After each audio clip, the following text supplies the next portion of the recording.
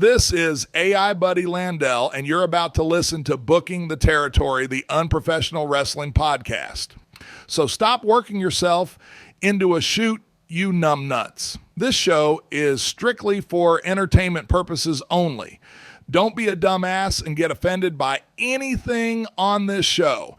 And if you do get offended, that's a you problem. Before I throw it to the fellas for another banger of an episode. Shout out to all the BTT patrons, including the largest Patreon contributors of the show, Disrespectfully Classy, Mark E. Blassie, Mike Childry, Joe Ice, Good Old Justin, and Mike H. Now enjoy this Outlaw Mud Show podcast. Remember, if it don't snow, it don't go. Hi, everybody. This is Jim Cornette, pro wrestling legend, and you're listening to the Booking the Territory Unprofessional Wrestling Podcast.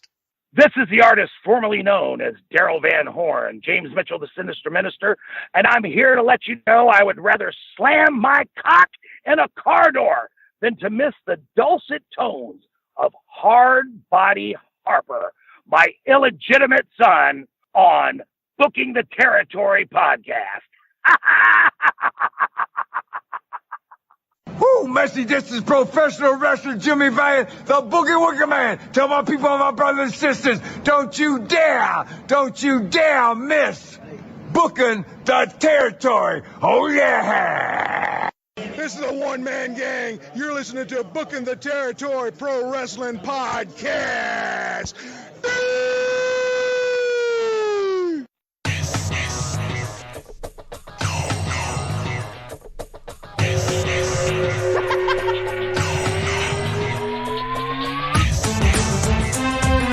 Welcome back, everyone, to this week's episode of Booking the Territory, the unprofessional wrestling podcast, where today we are covering WCW Saturday Night on TBS from May the 8th, 1993. It's the Thanksgiving episode, so that's right. It's time to be blessed and be a blessing. As always, during the Thanksgiving show or Thanksgiving week, the show always comes out a day early to give you something to listen to while hanging out with family members that you'd rather not be bothered with. As I say that, if you're listening to this on YouTube, please subscribe to the channel. Make sure you hit the like button on the video. But more than anything, make sure you sub and make sure you type a comment or two what you liked or didn't like about the episode. It does help the channel grow. I got to say, Space Bay, you're out there. I can't keep up with all of your comments. I'm not complaining, but there's so many of them. I can't keep up with them. But thank you for your comments, Space Bay. Everybody else, keep the comments coming. Trust me, it helps. Doc, let me welcome you in. How are you? Oh, I'm doing good. But I'm just going to tell you right now, this opening is not going to be about me. Oh, it's going to be about a certain other young man. Let's go ahead and bring him in. Harper, how you doing tonight? I'm doing super. Thanks for asking. That's great. Well, you're welcome. And so now what I need to know is what happened down there on Claiborne Avenue. Oh, I got solicited by a prostitute. Okay, so hold on. It wasn't Claiborne. I say Claiborne, but it was like a side street. Okay, so I'm going to let everybody do a couple of things here because I want you to know Mike and I have not heard this story. So we do not know. We know that this happened, but we have not heard this story. No bullshit. We heard it. We got a text message. You need to talk about the text message first because that's the funniest thing of this whole thing. He said, I just got solicited by a prostitute off of Claiborne Avenue. And you responded, what did you say? And Harper said, I can't. Jesus is watching. To which you said, save it for Tuesday. Jesus is off on Tuesdays. That was the greatest part of this whole story so far. Okay, I'm sorry. That we did have a little bit of correspondence, I guess. So anyway, that let everybody. Jesus is off on Tuesday. Go ahead. Yeah. Well, so that gave everybody who's in the car, doing school drop off and pick up time to stop and go listen to this somewhere else with your kids not around. And we don't know what's about to happen. So we're all going to take this ride together. So you were down there, hanging and banging. Tell us what happened, Harper. Well, I was shoot jobbing, right? Doing some shit. It was night. Like, you ever see that movie Judgment Night? Yes. It was like that. I was in like a neighborhood where like I shouldn't have been in, but I fucking have to because I'm fucking stupid. And I pull up to where I gotta be, right? I look and I'm like, oh Lord, that's a prostitute. And she's walking How through, did you she's like, how did you know that? just What how what she gave was that? dressed and she was staring a hole through me. She like one of those typical chef Ventura highway prostitutes, Mike. Okay, I know what that means, but the world out there across the globe in the United States of America does not know what that means. But I know what you Paint a mean. picture for us. Okay, Use your words. a black female. Uh-oh. There you go. Yeah. And she's like, hey, can I help you? It's like, no. And she said something like, do you need a friend or something? I was like, no, I'm cool. Okay. She walked away. I'm like, jeez, I got to get the fuck out of here. Did she think you were a cop at that point? I don't know. But she kept fucking. I mean, you kind of look like, Vic Mackey kind of from The Shield. Yeah. And then a fucking another one popped up. They were like fucking. Uh-oh, they're popping up out of the woodwork. Yeah, a fucking another one popped up. I'm like, Jesus Christ. The fuck is going on here? They're like, they're like stray cats. You feed one of them, then another one shows up. You talked to one, and that was all they needed. Yeah. Their Hordar came out. And I was like, oh, God. Okay, she's fucking walking towards me. I was like, okay, I'm fucking rolling. I did what I had to do. Yeah, you did get the shoot job part of your trip done. Oh, correct? yeah. Yeah. Okay. But, yeah, I got solicited by a prostitute. It was like, bro, I can't stand this daylight savings time bullshit, bro. It's bullshit, bro. It's I the can't one stand thing. this. It is the one thing that both sides of the aisle could agree on. I promise. I can't stand it when it's 6 o'clock and it feels like it's 9 o'clock. It sucks. Yeah, because it was like 7 o'clock. I look, it fucking might as well have been midnight.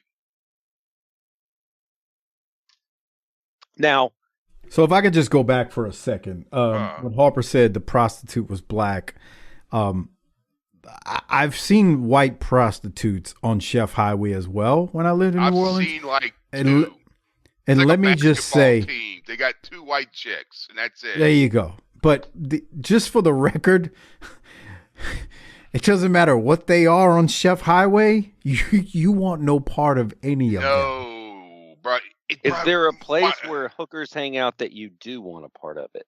Well, no. See, I say that because, like, not that I've ever experienced it, but at least in Vegas, where it's like, I guess, legal outside the city limits, I guess there's like you've seen those places, whatever, bunny ranches or whatever, like, but bruh, I don't understand. I mean, maybe like, but I'm not making an excuse. I'm just saying you've got that type of maybe establishment versus streetwalkers on Chef Highway. Those are 2 different things. At least though the ones in Vegas don't look like the Chef Highway ones. I just don't that I've seen on documentaries. No, I've never been in one. For anybody going, how do you know what they look like there, Mike? Because I can watch TV. Jesus Lord. That's what I was wondering too, y'all. I was thinking the same thing y'all were thinking out there. Go to your It is local legal in dive Vegas. bar and go to that local fucking chick that just looks like trouble and just wave an 8-ball in front of her. And that's it. Tell me I'm wrong, bro. No, I don't. I'm not here to. Yeah, I don't know enough about. Oh yeah, come on, dude. God, you got to be desperate to do that. Like, it's just. So what to would bang a prostitute? Yeah. What would D-Man tell you about avoiding prostitutes on Chef Highway? What's that? What would D-Man tell you about avoiding prostitutes? Oh, D-Man, they're like, but why are you out there anyway? You're going to get shot, Harper. There ain't no place for a married white boy. Go get fucking shot. And then you go and get fucking herpes. Did you fear any disease just by standing near her? Yeah, bro. It's just, God, dude. Man, just think, how did you know what I feel bad for? How does your life lead you to that point? Bruh, I've always wondered that. It's like when I said about the fucking crackheads, like someone down the street. Like, what was the Campbell that broke the straw that broke the Campbell's back that like put you in this path? Right. Like From what? like a What regular led you? dumbass to I'm a prostitute. So Latrell's real interested in how people become homeless. And he asked me that once, and I was like, I honestly don't know what happens to get you there because we're in a $30,000 vehicle. But let's keep it that way. Drug use, for the most part. If I was a guess. Sure. Mental health concerns. Right. Mental health and drug addicts. Basically, people that have been treated like fucking a used paper towel and just thrown on a fucking street. I mean, for the most part, don't get me wrong. I'm sure there are people out there that fucking life kicked them in the fucking ass and they had nowhere to turn. So that's just their situation. But I mean, most people I think are drug addicts or they have mental problems. And the problem is if you're a drug addict that bad, it's going to lead to a severe mental problem. And if you're someone out there with a severe mental problem, it's going to lead to a severe drug problem. So they go together like shit and stink. And that's the problem. Well, and the thing is, it's you. These people need help. They do. And I mean, that's how you fix the problem. They got to get these people help, get them somewhere where they're, inside. They have a bed to sleep in, a shower, a shitter. They get 3 meals a day. There's medical people checking on them, social workers checking on them and get them in some program where they can at least get their GED or get some kind of trade certification to help to stop this from fucking happening again. But the problem is we don't live in Soviet Russia, so you can't force people to do that. That's the what problem. did you do to help this young lady out? Did you stop and say a prayer with her? I did. His name is not Captain Saberho. I mean, Jesus. I did. I gave. He pulled out his Harper candle instead of prayer. I said. I knew this would come in handy someday. Oh yeah, they had some homeless people right where I was because I've been to this house before, and there's this.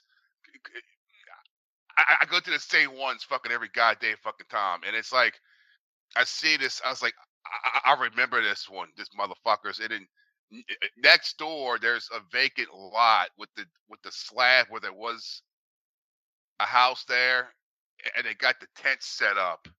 They're all staring at me like a bunch of fucking raccoons. Like, who the fuck is this guy? Who the fuck is this guy? Like, is that like how like a cat stares at you? Like you know what I'm talking about? Like if you're walking your dog and a cat just stops, it just stares at you. That's what I was dealing with. Staring at like a bunch of raccoons. Yeah, sticking their head out the fucking bushes, just staring at me like, oh God, what's he doing? Let's make sure you get the rack on that word you're saying there. The what? The raccoons.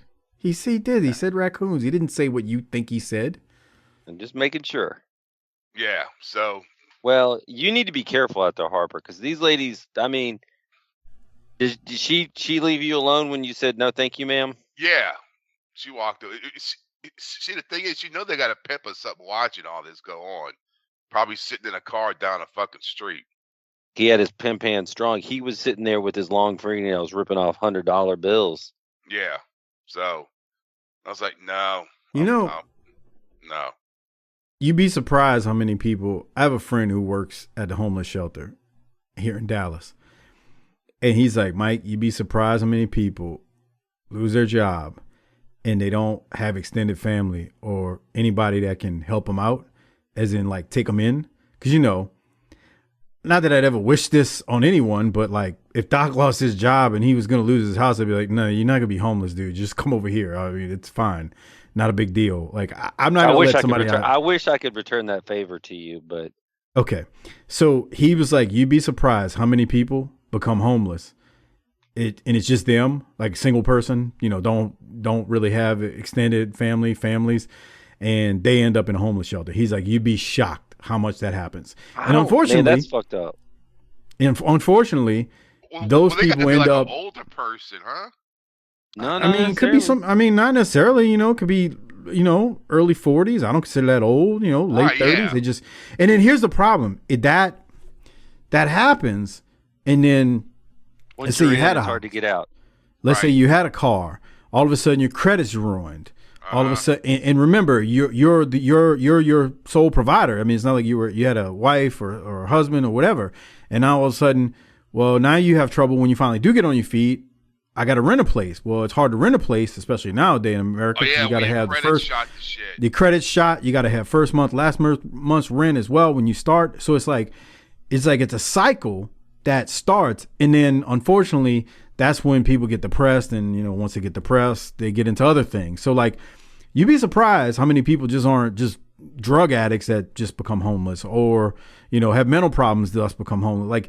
Like I mean, I'm not saying that doesn't happen the way you described it, Harper, but there are a lot of people who just down on their luck, they caught a bad break work wise, and now all of a sudden it's threw them into a tailspin and a cycle that they will struggle to get out of for years, possibly, if they don't That land fucking something quickly. sucks. Yeah, it does. So I mean, like, you had that situation, man. But all that said, on a serious note, I'm glad you told that young lady to get to stepping and get away from you. That's right. So speaking of sex freaks and drug addicts, maybe we should go talk about some wrestling. What the hell is wrong with you? I don't believe what is there's that? anything wrong with me that I'm aware of. What does that have to do with wrestling?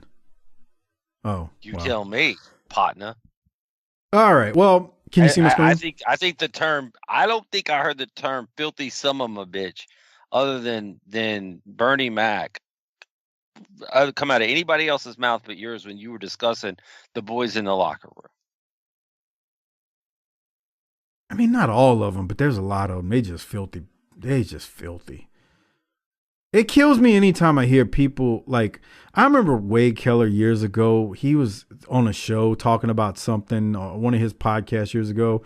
He's like, I can't believe these wrestlers. Are you mean to tell me they're really that immature? Like, dude, not only are they immature, many of them are disgusting, just filthy. Like, immature is probably a nice thing to say about those idiots. I mean, ask Harper. Would you agree or what? What? That like the wrestlers are gross? Not just gross, just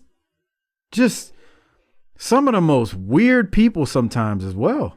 Well, bro, you gotta be weird to get involved in this shit. I mean, everyone's real. got some weird in them, bro. I don't care what anyone says. If you get involved in a wrestling, they got some weird in you. Yeah, you might be onto something there. That is like, true. Yeah, because like, you got some weird in you, no matter like at a certain level. I don't care who you are to get involved in this shit. Well, let's talk about these crazy people.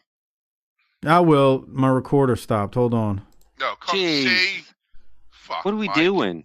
I know. What do you want me to do? It just stopped on me. What do you want me to do? What are I'm we trying doing? to fix it. Fucking JV League bullshit. No kidding. Oh yeah. man. Fucking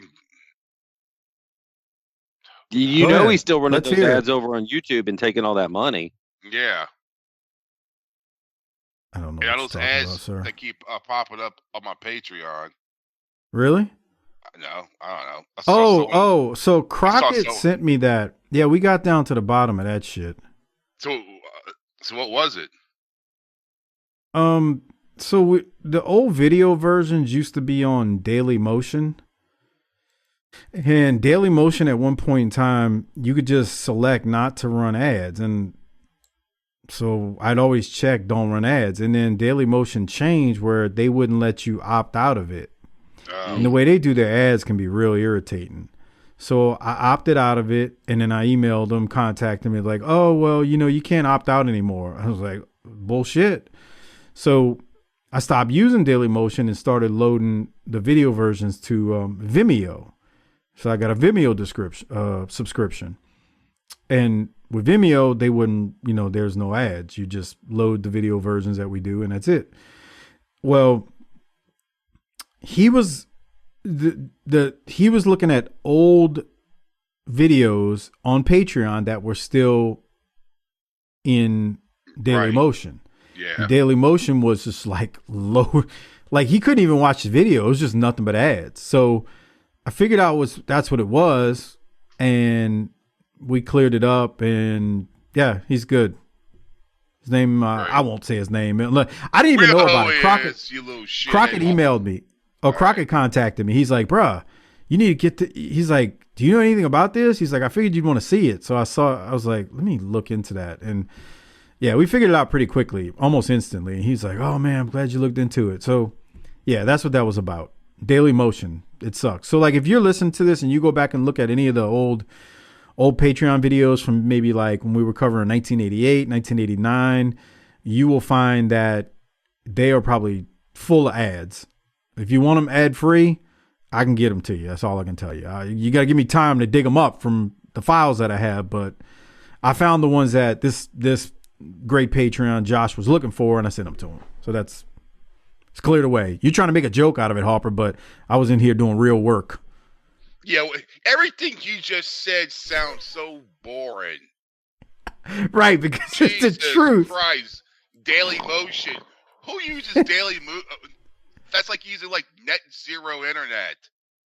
I don't know, man. A lot of people still use it. The problem with here's the other problem with Dailymotion. You can't upload anything that's more than an hour. So if you have something that's going to be more than an hour, you got to stop recording at an hour and then restart, and then load that. It's just it was a real pain in the ass. So if we'd go more than an hour, which was often, I'd have to break it up. Yeah. Pain in the ass. But anyway, I'm glad you. What? Are you satisfied? I'm so glad I asked.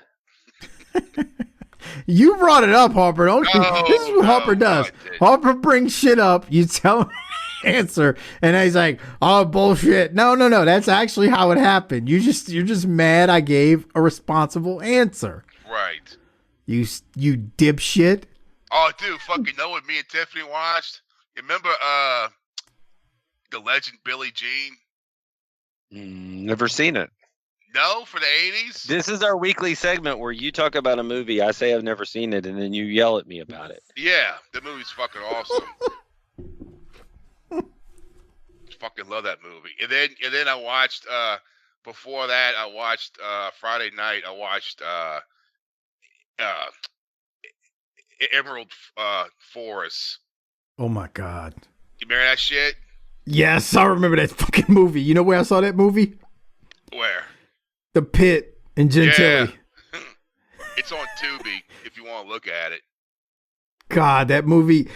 So probably about 6-7 years ago, maybe longer. Now that I think about it, I was flipping through the channels and it was on TV, and I'm watching it. And of course, the Mrs. decides to walk in. What the hell are you watching? Brother, but that's what I deal with every time. Like I'm watching some old dumb. I mean, look, I know what I watch is stupid. I get it. I know this is dumb. Like I was watching Sword in the Sorcerer, which was another fucking, an 80s movie I watched when I was a kid. She's like, what is this? I was like, it's Game of Thrones. She's like, no, it's not. Because it's got the wizards and the knights and all that. I was like, it's an old movie. She's like, why do you watch all this stuff? Because it takes me back. That's why I'm watching this. I know it's stupid, but it takes me back. That's like, bro, fucking know what else it got on there? Crawl. Remember that shit? No. Bro, Crawl. Yeah. K-R. Okay, yes. Yeah, that's on Tubi too. I'm like, bro, Tubi's fucking doing good, bro. The Emerald Forest I think it was based on a real movie. Bro, I looked it up because it comes up as it's based on a true. It's all bullshit. Oh, okay. Kind of like Bloodsport was. Right. Kumite. What is Kumite? Right. I don't know either. Picture Street Fighter 2, but with people. Okay, so it wasn't based on a true story, No. Emerald Forest? No. Okay. It seems like it would happen, but I don't know. Oh What do I yeah, know? yeah. Don't get me wrong. I'm sure that has happened since the dawn of time. Where I'm sure during the days of the West, when a kid would wander off and an Indian tribe would bring them in. So Whoa! What? Whoa. Oh Jesus Sir. Christ! They're indigenous people, right, Doc? First Nations. That's First right. Nations. There you go. Can we stop using the I word, Harper? What's that?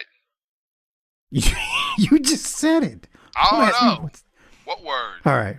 Doc wants to get into wrestling now because he's tired. So let's get into some wrestling.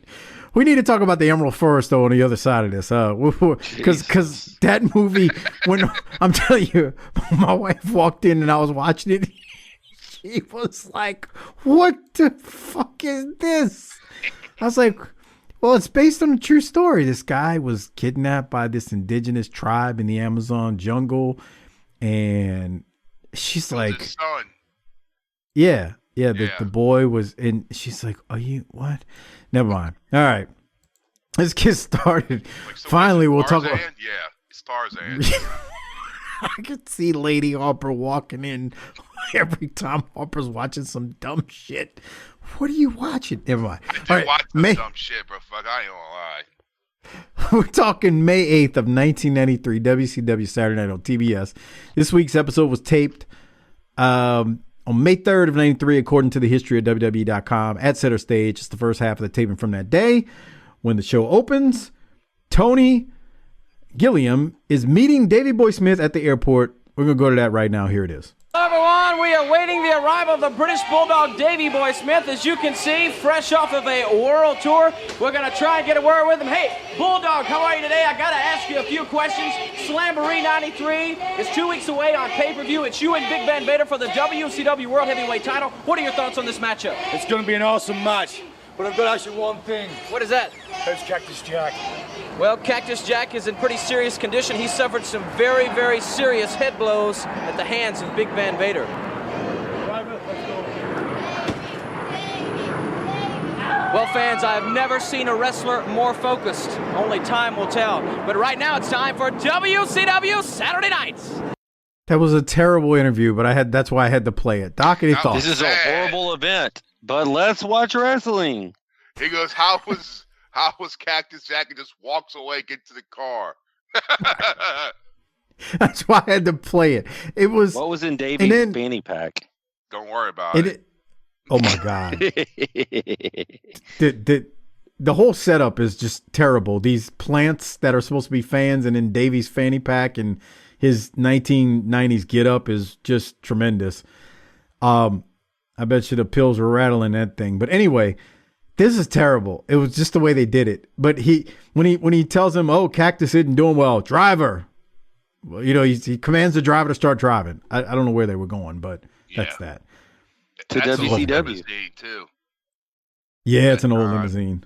Because you can see, look, you see on top of the door, they got I think that's chips in the paint. Oh, yeah, bruh. That thing's probably like 10 years old for this time. So I didn't talk about this in the football edition that we did a few weeks back, but we did tonight. But apparently WCW is not the only people that can't spell. Why do you say that? John, do you know what I'm talking about? No, what are you talking about? So recently at the Cowboy game, they did a Veterans Day ceremony. Okay. And for those that don't know, our first coach was a big military guy in the military in World War II. And when they put his name up on the stadium on the video board, they spelled it Tom Laundry, as in laundry. Jesus Christ. How do you misspell Tom Landry's name? I don't know. Oh my God. He was the first coach for the Cowboys? Yeah. Wow. 28 years, 29 years, something like that. I didn't know that. Yeah. Kind of a big deal. Yeah. Anyway. How do you misspell Landry? That bad. Oh my I don't God. understand. But have y'all ever seen, like, if you look at the news, like on your face, whatever, from whatever localnews.com, there's a story, and then at the end of it, it says, if you see any misspelling, let us know. I'm thinking, why the fuck do I gotta do your fucking job, bruh? No one proofreads this shit. You're a news outlet. The fuck? It's like that screen grab I saw from last year. It said Green Bay keeps playoff hoes alive. Yeah. It was supposed to be Let's do that. hopes. Oh, It's like, I just saw just now. They said the Dodgers are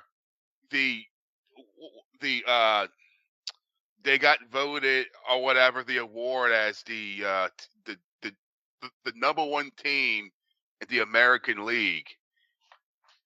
And this is on Major League Baseball. what On does there, that like, mean? That's the wrong league. Exactly. No one said something. No, Harper. Only you care about it. No, I'm kidding. Yeah, you'd figure, during territory wrestling days when, Ric Flair's name was misspelled or, you had these mess ups and whatnot. You figure, oh, well, I get it. There's no quality control. But in 2024, when Tom Landry's name is misspelled, that seems like a problem. Like who's, proofreading this before it goes out? I'm with you. Sound it out. Sound it out. Speaking of sounding it out, we go to the first match this week. Dustin Rhodes versus Tex Slazenger. Tex and Shanghai double team Dustin as the match is starting, but Dustin fights back quickly. Makes sure he sends the heels reeling. The crowd continues even during this match with the whoop, there it is chants. It's ridiculous. Doc, any thoughts on this one? We have Larry on color. Go on. Okay. During this match, I was wondering, has a sunset flip ever worked? Oh. Not often. Yeah, that's how Ronnie Garvin beat Flair, right? Was it? Yeah, for the top rope when he came. Okay. He did it, right? This one always looked at it as a hope spot for like a baby face. Yeah, definitely. This went too long. Flip. I mean, it wasn't terribly long, but it just didn't work for me anyway. I mean, honestly, it didn't work. It was what it was. Dustin comes out, defends his title. But the finish is Dustin catches Tex coming off the top rope with a lariat. Dustin hits an atomic drop and then a drop kick followed by a running bulldog, and Dustin's going to win by pin, and that was that. Retaining his U.S. title that he has that he didn't really – well, he did win it, but he didn't win it from Rick Rude. I should say that. After the match, Larry and Tony welcome us back from commercial, set the table for the day, and then we're going to go to a promo that I need to go to. Doc, did you have any thoughts before I get to this promo between Ron Simmons, Masked Assassin, and Paul Orndorff?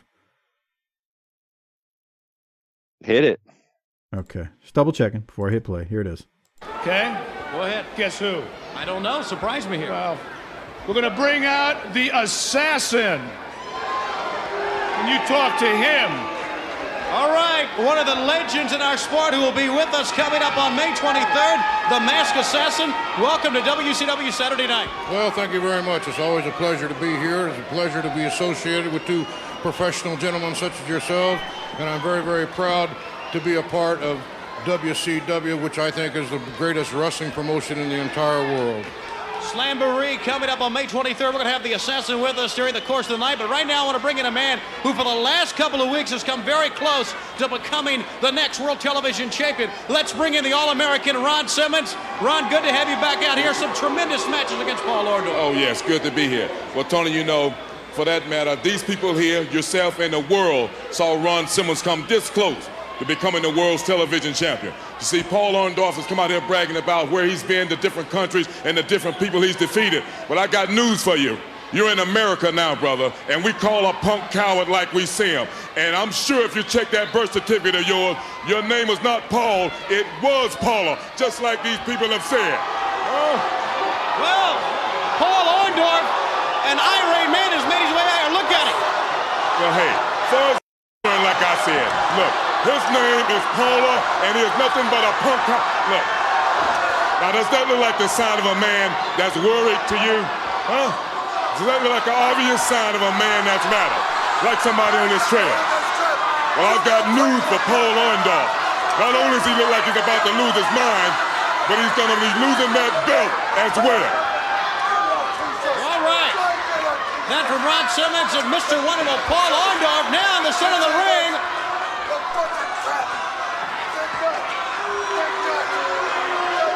Tearing up that Pollock shirt.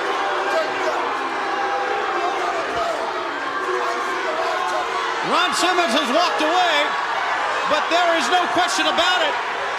As Orndorff is... I've never seen a guy like this here on Saturday night. What about it, Larry? Take an example here. Now, here's the crowd showing a... So Paul Orndorff throws a fit. The Masked Assassin still needs to get a bigger mask. He can't even see. I mean, his eyes are closed shut because the mask is squeezing his face so hard. It's look at that. It looks like he got stung by bees. That's what. Or he ate something like he's like he ate like shellfish, and he found out the hard way he's allergic to it.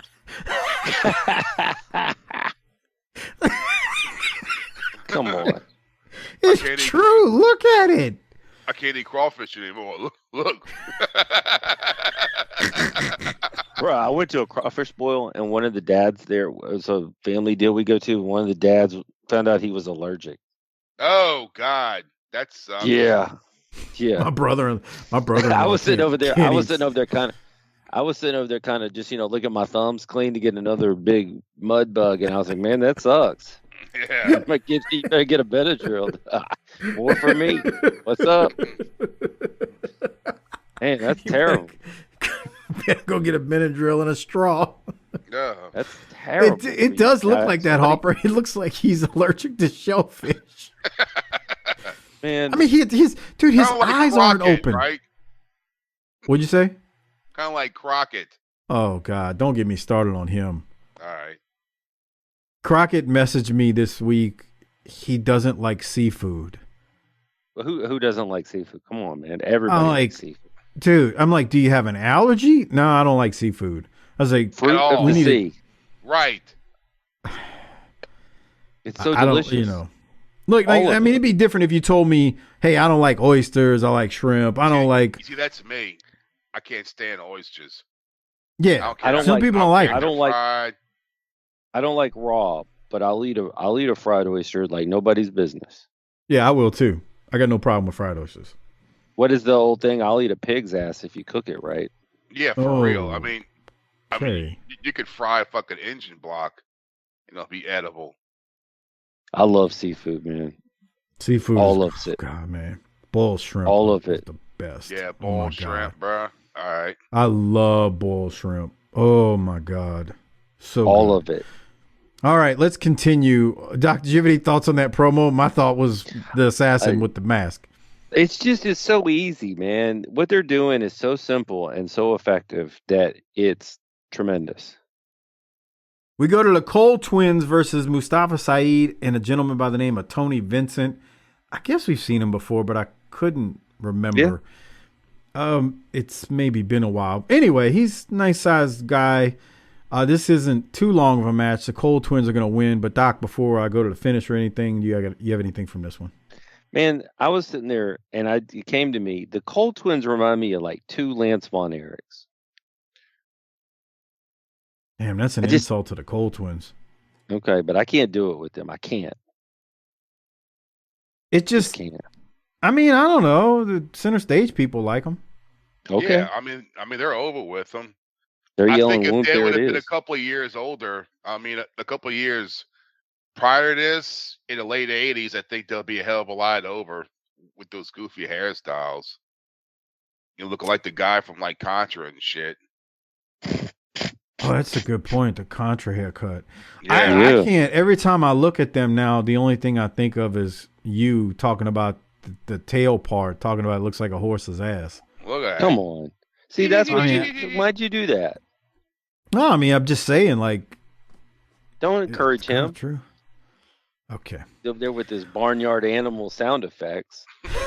A rooster Anyway, says. Colt Twins win. From there, we go to a pretty lengthy segment, a Slamboree segment again. I'll just talk through it with Eric Bischoff. He's trying to sell us on the pay-per-view. He runs down some of the matches on the card that we already know of. He says there will be an announcement about Sting and his match soon. They then cut to Max Payne, who cuts a promo that I really didn't have anything from. Bischoff announces 3 more Legends matches are happening, but they don't know who will be in those Legends matches. He does say Ivan Koloff, Moolah, or Fabulous Moolah, the Crusher, and Ducky Bozard's favorite person in the wrestling world. If you move, I fall up to here. Thunderbolt Patterson is also supposed to be at Slamboree. I'm sure old Ducky just shot a Jaworski into his, ceiling in his apartment just now. Whoa. They show a clip of Thunderbolt versus Buddy Colt from 1973 during this rather lengthy segment. Those old clips. They're good. Yeah, I don't have a problem with that. It just was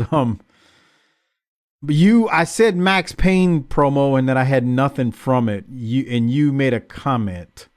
Oh, I was just messing with you. I don't have anything from it. Okay. So Max Payne's playing the guitar, got the fan blowing on him. He's got man boobs. Come on. Okay. Hey. Anyway. Come to Max Payne Guitar Center. PV No. amps half off. Hello, me. Meet the real me. It's a way of life. All Dark right. path is my most valued possession. I can't with the lyrics. Every time I hear them, I just think of if I just started quoting lyrics in a promo and how bad. Well, you were named after a movie, so. Yeah, that wasn't quoting lyrics. Oh. I mean, I keep thinking about it, just hit the east side of the LBC on a mission trying to find Mr. Warren G. Bitches. Seen a car full of girls, ain't no need to tweak. All your skirts know what's up, 213. I mean, would everybody be like, what the hell is he talking about? But that's Max Payne for you. I think everybody would know what you were talking about. Okay. Actually, I was quoting Nate Dogg right there in that, not Warren G. But anyway, Doc, any other thoughts on Gordon here and Bischoff? Because we got to get to something better. Yeah. All right. Well, Doc, who did we get introduced to last week that we've known for quite some time? Show favorite Colonel Robert Parker, aka Robert Fuller, aka Baby who's got a pot roast on. Little fella, hold the microphone up high. Let's go now to the little fella, Tony Schiavone, and Colonel Robert Parker, who's got a promo to cut on this week's episode. And we're going to find out more about maybe why he's here. All right, fans, welcome back to WCW Saturday Night. And coming up, of course, Hold up there, Tony. Hold up there, son. I can't have you doing this program here without a proper cigar in your hand. All right. You are doing a really fine job of what you do today. Right. Please accept my cigar there. You know, Tony, I was here just 1 week ago when I promised you that I would return. At that time, I would be bearing a contract. I am bearing a contract, as you see. And the reason I have this contract is there's a gentleman that I'm very, very interested in looking at tonight. I'm talking about Heavy Metal Hammer. Is that his name? Heavy Metal Van Hammer. Well, let's get him out here and have a look at him. As a matter of fact, Colonel Rob Parker, let's go to the ring with Heavy Metal Van Hammer. Take a look. He's here to have a look at Van Hammer. This has to be a rib. No, because what happens next is tremendous. All right. So It was we're going to leave it at birthday, that. 2 days ago. Whose Whose Van birthday? Hammer. How do you know this? I saw someone. He was trolling the internet, and someone shared it. Hey, I'm gonna send y'all a picture of him now.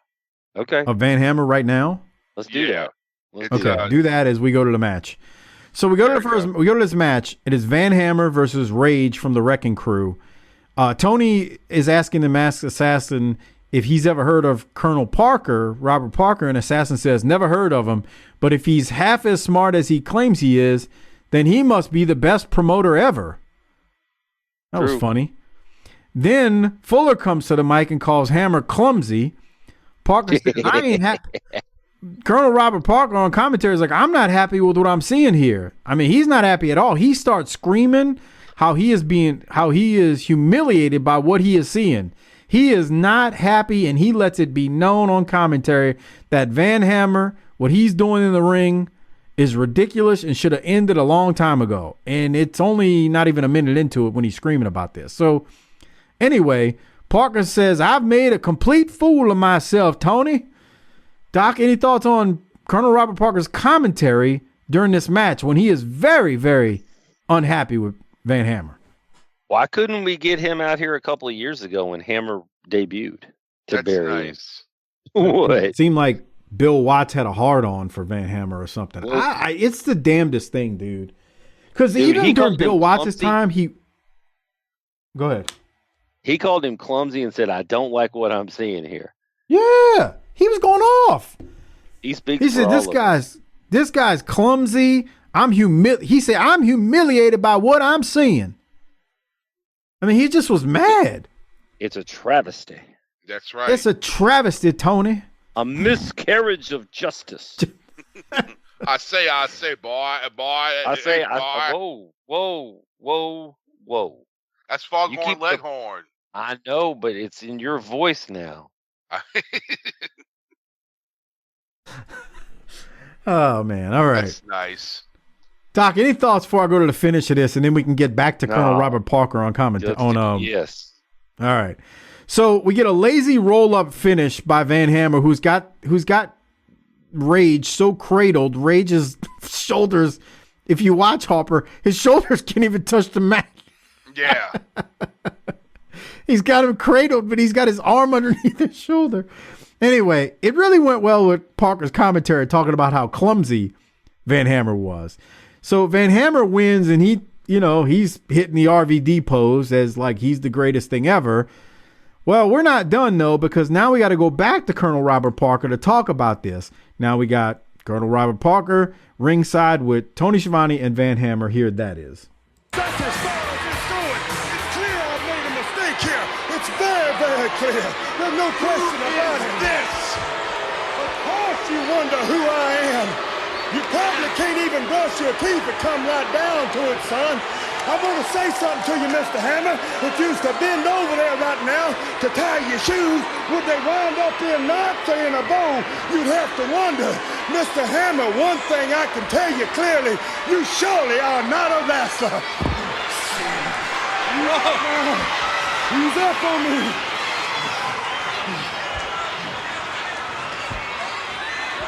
That's the first. That right there, sir, that is the first. That's the first time somebody put their hands on Colonel Parker. Mark Twain had a saying, first man to raise his hand in an argument has run out of ideas. I think you, sir, clearly ran out of ideas. I don't know how many mistakes you made in your life, but sir, you have surely made yourself one now. Probably the worst one you'll ever make. Good day to you, Mr. Hammer. I don't know who that guy was, Tony, but he sure is full of himself, and that might have been a first for Mr. Parker. He gets in Van Hammer's face again, and I'm going to make it a second, and a third, and a fourth, and as many times as he wants. Thank you. Heavy Metal Van Hammer and Colonel Parker. Fans, still more to come. Stay with us. Doc, your thoughts on that exchange? Man, this is like putting a Pee-wee football team out there against the champs. It's a little bit of a mismatch. You put your hands on me, son. Why do you let him He's go? out there. He's counting. Well, that's a good point. He's quoting Mark Twain, and Hammer went to the Steve Borden School of Promos. Come on. Come on. I said Why do we have to insult Sting in this? Sting has nothing to do with what's going on right here. And that's an insult to Sting because Van Hammer, Sting is a better promo than Van Hammer. That was great, man. Colonel Parker's in the scene. Let's get him in the main event. Yeah, that guy's cool. Well, we will. He's so much definitely better than I different. remember because I came in from like 95 and I'm like, why are we still doing this? But now that I know what I know about Fuller and all that history, I love this. This is great.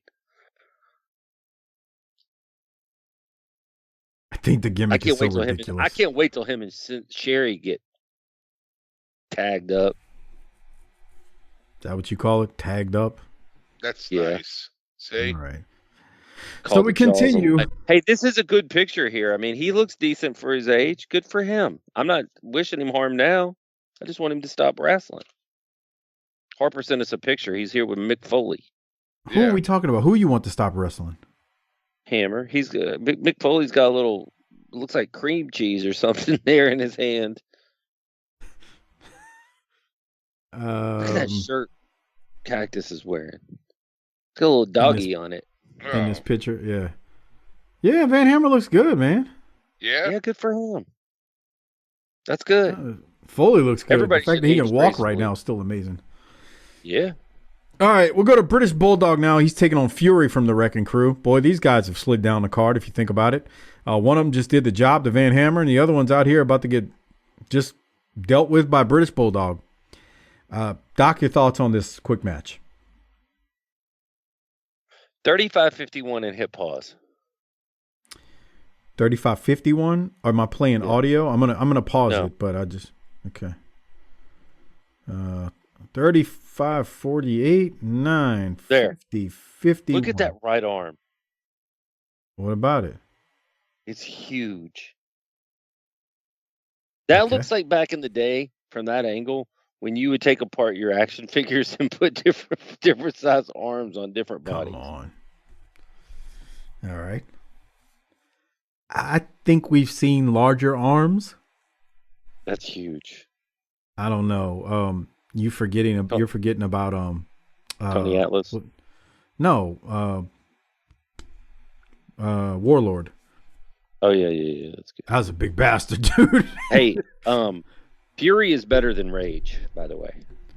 I'm not. Let me. You know how sometimes in life you don't care enough to care? That's me on these two. I don't care enough to care. Okay. My only other note was they kind of screwed Davey coming in. Like, he should have been hot from the get-go because he's a world-renowned superstar. You don't think he's hot? He's at. I mean, I think he could have been hotter. Okay. I mean, he's supposed to wrestle Vader at the pay-per-view. Yeah. All right.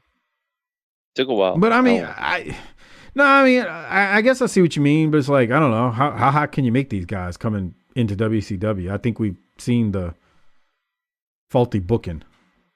I mean, look how much we tried to push Van Hammer over the years still. Get him. Uh-oh. That's your damn brother-in-law coming in. It sure is. Get that guy to sit down on the couch. Bruh. You sit still while we're recording. You sound like Harper. You used to tell Harper to stop moving when he'd be slapping a coat hanger on his leg or it wouldn't stop moving. He'd be like, dude, sit still.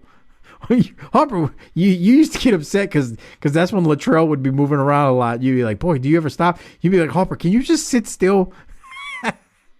You were emotionally scarred because your own child at home wouldn't stop moving. I know. All right. We're gonna go to British Bulldog. Well, let me ask Doc. British Bulldog hits a slam. Are we? Did you want to listen to British Bulldog's interview, or do you have anything from it? I didn't have anything from it. We don't have to listen to it. But he keeps saying he's the British Bulldog. Is that not WWE IP? And if it's not, why aren't they using it? I think he was a British Bulldog prior. Yeah, I don't know if that was there. I don't know if they had an IP. Man, all right, Army. I mean, you know what to do. Luke Hawx. Wildkat. Send it to Luke and D-Man on Facebook. Let them know to tell us. We need a British ruling. Bulldog could legally be used. We're going to crowdsource this thing. Yeah.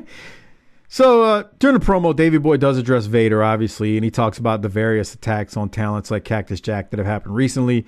And Davey Boy says that list ends with me, which that didn't sound right, because it's like, are you saying he's going to injure you if it ends with you? Or are you saying you're going to end him doing that to people? It was really weird the way he phrased it, but it's fine. Yes. I mean, he's a star. Thoughts, Doc? No, I'm good with it. I like him. All right. So we did get a replay of Cactus being injured by Vader. After British Bulldog's promo, there is another ad for the Slam Jam CD with Sting. I know you love that, Doc, right? Man, call Sting. Man, call Sting. Yeah. Uh-huh. You really, all right. You really just hate Sting. I know. And it's not Steiner Line. It's Steiner Eyes. Steiner Eyes. From there, we go to the Blackhearts, who are back on for this week's episode versus Joey Maggs and Scott Allen. Quick match. Blackhearts win. I don't have anything from it. Doc, did you? Larry just says at one point, "What is this, costume night?" That's nice. Well, what did he mean that for? Because, I mean, I don't know. Just talking about them, because we haven't seen anybody else with a costume on. I know. I think he's just talking about them, but that's funny, actually. I don't think. Yeah. Oh man, what is this costume night? That's good. Yeah. Who were those two guys? Gangrel. We talked about this last week. One of them was that's right. You said one of them's Gangrel. Yeah. And the others, Tom Nash or Joe Kane. Yeah. Joe Kane. Yeah, but they ain't gonna be around for long. So there's that. Doc. Well, we have heard from the assassin now a few times. We haven't heard from Ole in a while, so let's see what Ole's got to say about Slamboree coming up after the Blackhearts win. Why not? Here that is. Everybody that's watching TV right now, take a moment out. Mark on your calendar May 23rd, because that's going to be the biggest day in the history of wrestling. On May 23rd in Atlanta at the Omni on pay-per-view, they're going to have Slamboree, the living legends. Think about it. People from all over the world, the AWA, the NWA, stars from Europe, from Japan, South America, Australia. Anybody you can think of, they'll probably be there at the Slamboree on May 23rd. Tell your friends, tell your neighbors, it's going to be the biggest event ever. I understand Wrestling Number 2 is going to be back. I understand Vern Gagne is going to be here. The Crusher is going to be here. I can't wait. They tell me next week, one of my old buddies is going to be here. Thunderbolt Patterson. I can't wait to see him. But you know, right now, the thing that's got me, it's the same type of thing that hit Arn. I'm wondering, too. You'll have to wait and see. At Slamboree on May 23rd. All right, so he holds up the Four Horsemen sign. He doesn't say Four Horsemen, but he holds up the sign at the end. And once again, the Thunderbolt Patterson reference got Ducky Bozard's pecker straight up in the air for a second time on next week's episode. He'll admit it. I don't know why there's whoa. I don't know why you're whoa. And what is this whoa? I'm You not usually say here to tell people- whoa when Harper says something that is culturally insensitive. I'm not here to tell people what they can or can't do. I just don't want to hear about it. That's nice. All right. You see, this is why he won. I don't know what that means. I don't know either. Don't go there, Harper. Don't. Okay. Freedom's back in style. Stop. Because you're lathering up people for no reason, and then I got to hear about it because people don't understand it. You love to joke and play. Okay. So did you have anything from Ole's promo, Doc, before we continue? Biggest night in wrestling history is a pretty big order from a guy that was an original Four Horsemen, but he's just doing his job, I guess. Right. I was thinking the same thing. I mean, Starcade. Right. And we're going to say this is the biggest night, Slamboree, just because it's the Omni. Well, maybe some hyperbole there, but for now we need to go to Los Dos Hombres with Tony Schiavone. Doc, we'll talk about this on the other side. Unless you want to say something before I hit play. No, we'll talk. We'll see you in a minute. All right. Fans, welcome back to WCW Saturday Night. Before we go to our next match, as you saw sitting at front row ringside, these two gentlemen, we do understand the lady right here with us is an interpreter. Her name is Brooklyn Murphy. Thank you very much for being here. Who are these two gentlemen? These two gentlemen are Los Dos Hombres from Mexico. They've come here from Mexico City. From Mexico City. And why are they here tonight in WCW Saturday Night? Well, Tony, they've come all the way from Mexico with only $19 in their pocket in hopes to wrestle the champions, the Hollywood Blondes, and they'd like to take a tape back with them to prove to Mexico that they are indeed worthy wrestling material. So they want to take a tape back with them, wrestling the Hollywood Blondes, to show the people of Mexico that they are worthy contenders to the World Tag Team title. Only thing I can say is that, speaking on behalf of World Championship Wrestling, if you will tell them for us that we will try, I'm sure, to get the match with the Hollywood Blondes. Would you tell them that? Tony dice que nosotros podemos llevar un tape para usted para ir a México, y también tienes que tener cuidado con esos hombres porque no son buenos hombres. Okay. Once again, we'll attempt, but also let them know, if you will, Ms. Murphy, that the Hollywood Blondes are certainly not the two most honorable men to be wrestling in the ring against, even though they are the World Tag Team Champions. Los dos hombres, él dice que tienes que tener cuidado con esos Hollywood Blondes porque no son buenos. Okay, Ricky the Dragon Steamboat is coming. Rick? Excuse this interruption, Tony. I understand that these two gentlemen are trying to get the opportunity to wrestle here in the WCW, hopefully to wrestle against the Hollywood Blondes, Pillman and Austin. I just wanted to come out and publicly say that Pillman and Austin, being the World Tag Team Champions, are good wrestlers, but keep in the back of your mind, if you would tell them this, to keep in the back of their mind that they cannot be trusted in the course of a wrestling match. Please. Él dice que tienes que tener mucho cuidado con esos dos, porque cuando luchas libres con ellos, tienes que tener cuidado. Gracias. Just want to wish you the best of luck. I hope you get the opportunity and enjoy your stay here in America. Okay, well, thank you very much for being with us, and hopefully we'll get that match between Dos Hombres and the World Tag Team Champions as we go back to the ring. All right, the whole time Harper is staring at the interpreter. He's got a thing. First I thought she was like Richard Grieco or something. What? I don't even know what that means. How was the Spanish, Mike? You're our Spanish speaker. Was that fairly? She spoke.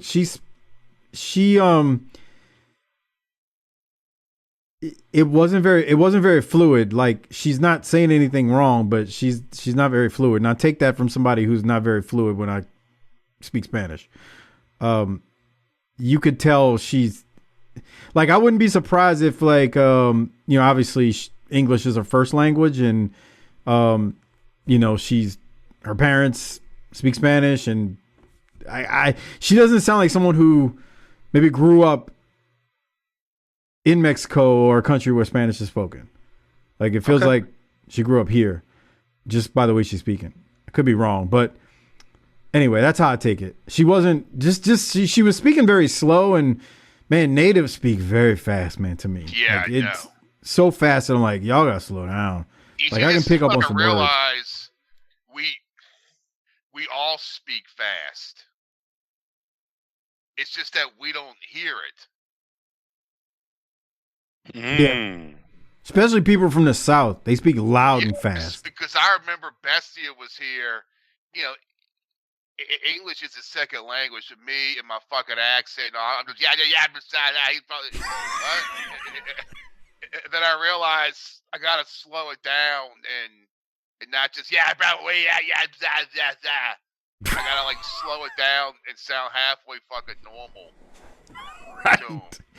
Why don't you try that for the show sometime?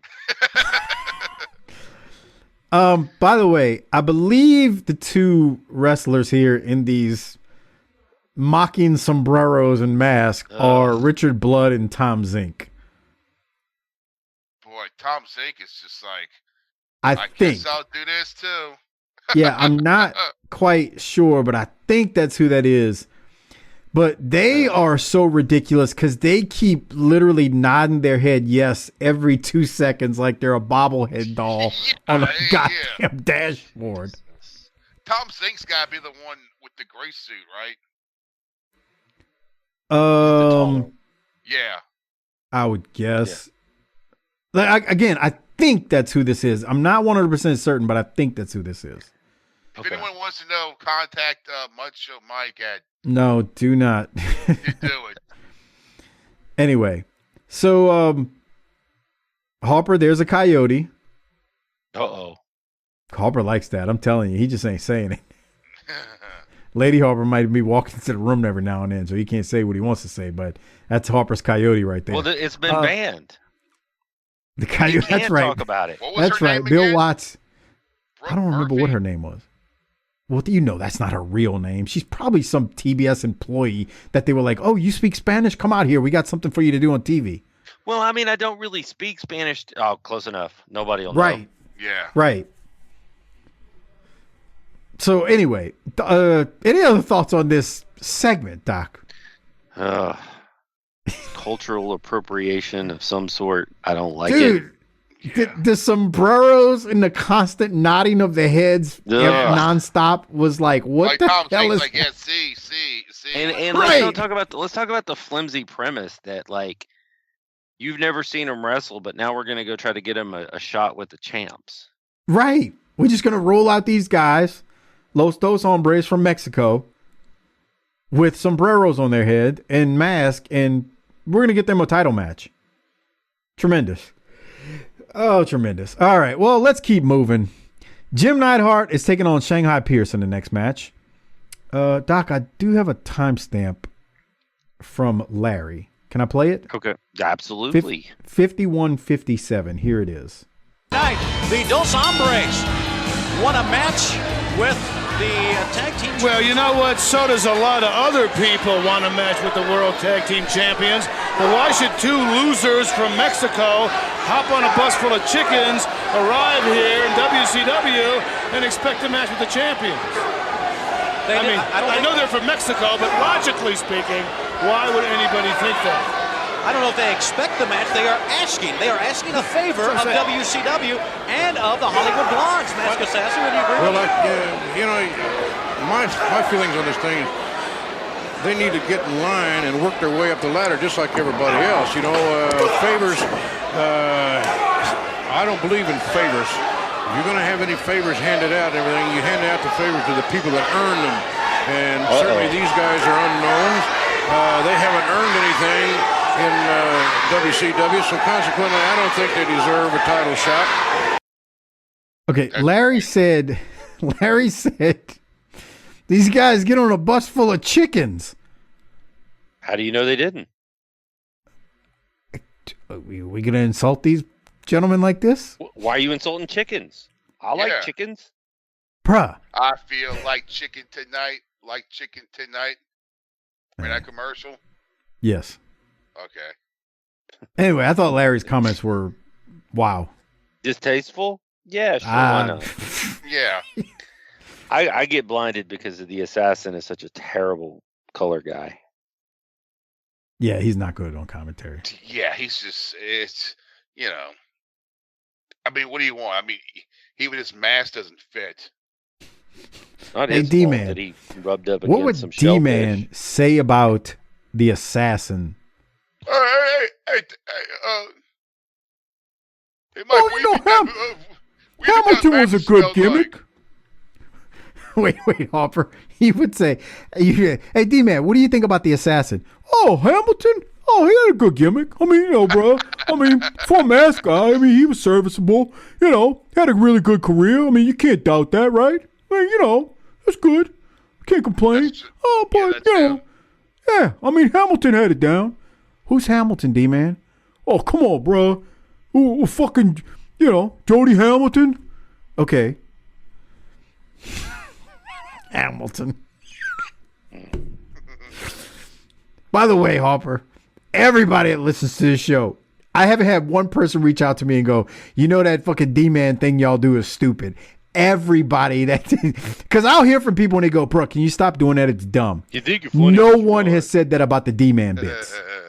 No one. All right. What were we talking about here? Talking about Neidhart Larry and the chickens. Oh, yeah. So Neidhart and Shanghai Pierce, Doc. Anything from it? Not a thing. So Tex in Shanghai. Just to kind of, get a paid. check, huh? Yeah. Get a paycheck. Tex in Shanghai, they tried to double team Neidhart. He dodges the double team and rolls up Shanghai and then rolls out the ring, but Neidhart got the win. We then go to another long flare for the gold segment with Arn Anderson. Rick does a lot of styling and profiling. He gets a phone call during the segment from Barry Windham, which Barry Windham then hangs up on Flair. And Flair and Arn are angry for a minute until they open a bottle of champagne and start celebrating with the girls. Not really much happened during this segment. Again, this is not one that I wanted to play anything from because it's not really memorable. Doc, did you have any thoughts from this one? It wasn't as long as last week's. It's just nothing really happens. Nothing really happened, and that's a problem for me. You've got Barry Windham and Ric Flair and Arn Anderson, and we're not going to heat it up and go for something. So I don't get it. Sounds about right. Yeah. So, yeah, on that note, we're going to go to the next match. Brian Pillman and Steve Austin versus Joe Cruz and State Patrol Sergeant Buddy Lee Parker. Doc, thoughts from this one? Bro, that was a funny intro. They were like talking about their Brush with Greatness tournament and how they're going to start giving teams a chance. And then it was these two guys. I was going to play it. Okay. Let me play it. Here it is. This is Pillman before the match. They're on the mic as they're introduced, but then they grab the mic. Here it is. It's a great day to be a blonde, isn't it, Steve? It's a swell day to be a blonde. It's also a great day to announce a landmark event in our sport, and that is the Hollywood Blondes Brush with Greatness Tournament. Well, we are going to start right here on TBS. For the viewing pleasure of our fans, the People's Champions are going to bring in the top-rated tag teams throughout the world. We have scoured every major federation to find the highest-ranked teams to bring in. What a treat it's going to be for our fans. And know something else, there's some great young athletes out there who are going to have a chance to fulfill a lifelong dream and step into the ring with what the sport is the greatest we've ever seen. Brian, I've got some background information on the wrestlers we're about to face. But first, someone once said, to be the man, you have to beat the man. Well, to be the team, you have to beat this team. A little background about our opponents. One of these wrestlers has a triple moonsault off the top rope. That is crazy. One of some of the most outrageous moves I've ever seen in my career. He makes Justin Liger look like he's moving in slow motion. The other wrestlers demand all over Europe. He's a big guy on the Japan scene, and it's just a wonder that the Hollywood Blondes can get him when he's not being booked elsewhere around the world, because these guys are swell competitors. I want to bring him out right now, Brian. Give me a drum roll, please. Let's bring him out. Sergeant Buddy Lee Parker and the high-flying Joe Cruz. Let's have a big hand for him. These two are a mess, man. Like you said, Doc, they act like they're about to start some big old tournament like the Monday Night Challenge, for the titles, and they roll out Cruz and Parker. Which, no disrespect to either one of those two, it's just that they're not getting any kind of push.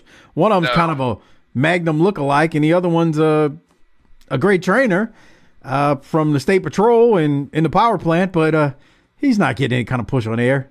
So they roll them out like they're about to do something ridiculous, and it's just a regular enhancement talent match. Doc, your thoughts? I don't know. I know that we have the obvious privilege of hindsight, But I don't know how you can watch these two guys and not say these guys are stars. Yeah, I'll never understand how you don't Both see of money. them. Like you know, when I think of like Callaway, I'm not saying I would have agreed with Ole saying you'll never draw a dime, but no one besides Vince McMahon saw Undertaker in that guy. Right. But none of us were going, oh my God, he is a star when he was in WCW. None of us were. I mean, tell me if I'm wrong. Right. These two, you can't. From the time Pillman got there, we were going, this dude's a star. Look at this guy. He can do it all. He's got the voice. He's got the promo. He's got the athletic ability. Yeah. Austin, same thing. He's got the promo. He's got the athletic ability.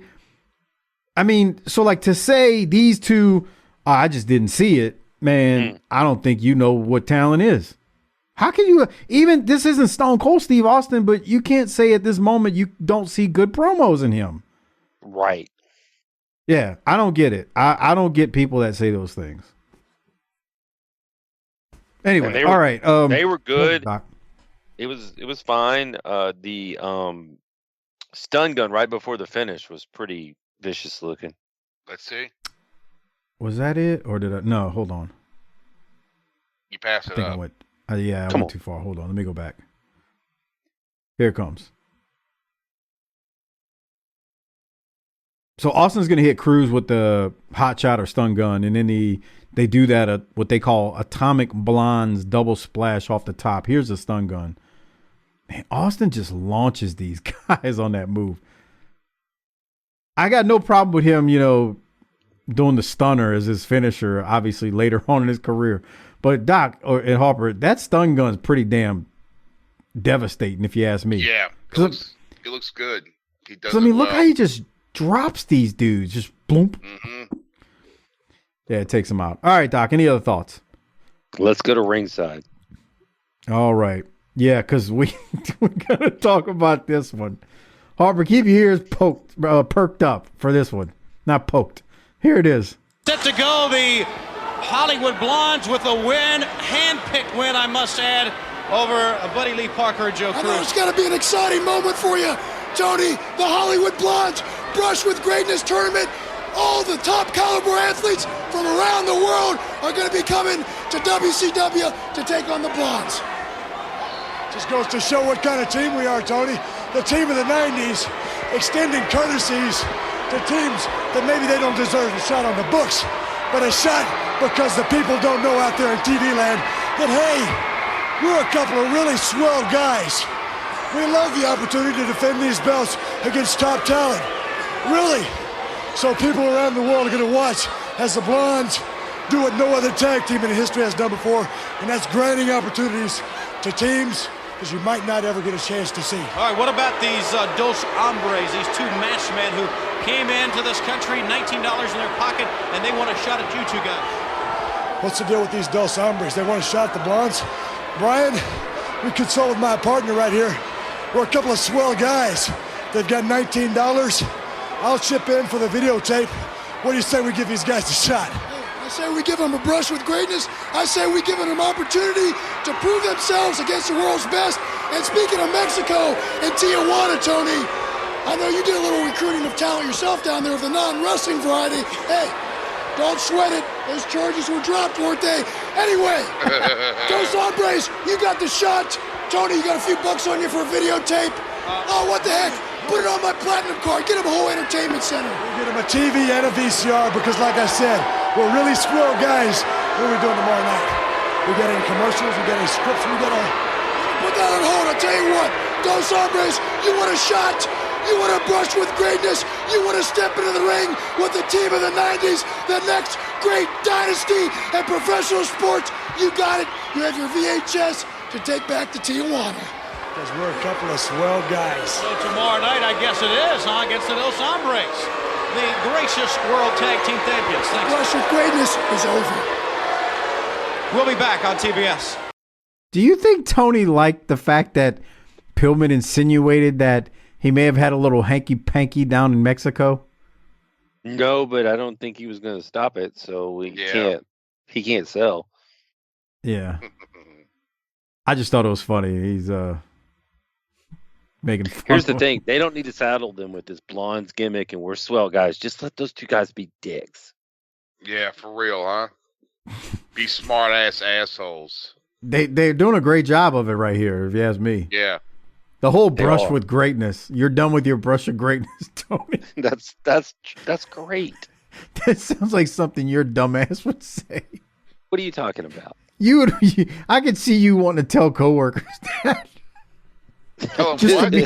just to be a complete ass. Like when the Zoom meeting is over, like, all right, y'all, Right. y'all's brush with greatness is over. Deuces. Right.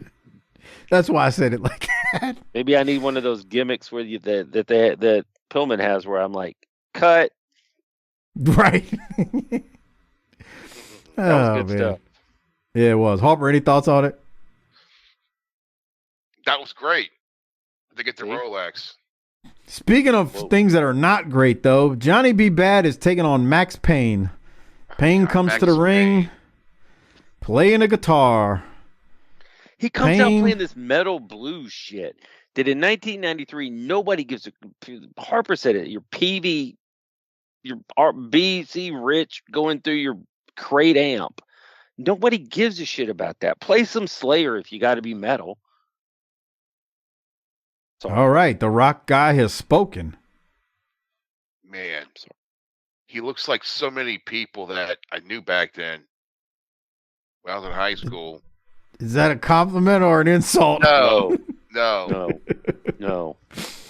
Doc knows what I'm talking about. Yes. They got the Metallica Black Album shirt on, but they had to get a double XL in high school. And I hate their mom. Well, she is a bitch. That's nice. Okay. Jesus Christ. Hey, we got to give the people something to listen to, you know? Yeah. I hear you. Well, Payne is going to attack Johnny B. Bad right after Bad shoots off his cannon. And then Max Payne puts the arm bar on Bad on the floor. And that leads to Brad Armstrong coming out and helping Bad. And then the match turns into Brad Armstrong versus Max Payne. You heard that right. This is the main event, by the way, everybody, on this week's episode. Doc, I know where they're going with this because these two, being Bad and Payne, are going to be involved in a feud. I'm just not interested in it. Oh, no. But did Johnny B. Bad on his way to the ring say, "It's my duty to eat that booty"? What? No, I didn't hear that. He should have. But that sounds like something that Harper will work into his promos. He's getting just like JBB is down on the ground getting the painkiller, and the crowd's chanting, "Whoop, there it is." While the babyface is about to be stretchered out. Yeah, that's what I'm saying. They say it for everything. And it's the thing. The heel just knocked him down after he shot the cannon off, and he's on the floor within the painkiller. Got Bad in the painkiller, and there's a whoop, there it is chant. It's just like, what? Yeah. Why are we doing this? I don't know what I've got here. Like, go, go, go, or something. That's the They're trying to. I don't know what I've got, encourage 'em. but I got 119.10. It says audio. Okay. Let me go. I'm at 119.05. Brad's now in the ring, but here it is. Well, that's all good in theory, but sometimes the execution is a little more difficult than in theory. It's easier said than done. That's what I said. Are you listening to what he has to say here, Larry? You're just talking. Not really. Big boot. Tony asked Larry, are you listening to what he has to say here? Or are you just talking? Not really. You took that as Larry just ignoring Assassin? I think everybody was shooting there. Yeah. Yeah, I think so. Okay. Yeah. I like Larry on commentary, man. Yeah. He's all right. He was when good. Larry's. Yeah, like, and I know we've had Jesse for a while now with Tony. Jesse's doing Demolition Man this episode, I believe, so he's not there. But I thought always Zbyszko was really good. Like it felt like he had chemistry with, even if it was JR or if it's Tony. Like, I don't feel like Larry, he doesn't overshadow the play-by-play guy. He just feels like he knows what he's doing. And that's not easy to do. I mean, Harper will tell you. That's right. So, okay. Damn it. Any other thoughts, Doc, on Brad Armstrong now battling Max Payne? Wrong guy's going to win. Who cares? What's up? Get us out of here. Shit. So it looked like Brad was about to pin Max Payne, No, but he didn't. Payne gets Brad with the arm bar, and now Bad is going to hit the ring to save Brad. So Johnny hits the ring to save Brad, but Payne hits Johnny B. Bad with the glitter gun, and then Payne rolls out of the ring. So I guess it's a DQ. I'm with you, Doc. I don't really know what the whole point was here, other than we're trying to heat things up with Johnny B. Bad and Max Payne, because now they're going to be involved in a feud. And Johnny B. Bad is over as a babyface. I do believe that. I just don't think people give a shit about Max Payne. They don't give a shit about him because he just doesn't look good. I'm sorry. Boogie, what's the old saying, Doc? Nothing about you says technology. Computer or technology. Yeah. There you go. So before we rate it and hand out the Toot Toot and Rolex Award, we do have to go to a final promo. Harley Race's ringside, or Harley Race and British Bulldog are going to come out. Here it is. And one of the legends in our sport, and Larry, Big Max Payne walks away with the glitter gun. What about that? People have been criticizing me because I'm very outspoken against guys like Johnny B. Bad and their big entrances. But do you see what it cost him? While he's busy trying to impress you people, Max Payne dumped him like human confetti. So you know what I think? I think Johnny B. Bad's a much wiser man now. And take a look at this tie you got. Now this is class. See, this is like Dion running out of Atlanta, just like when Max Payne took that glitter gun and hit a home run with Bad's head. All right, we are joined by Harley Race, the manager of the heavyweight champion of the world, Big Van Vader.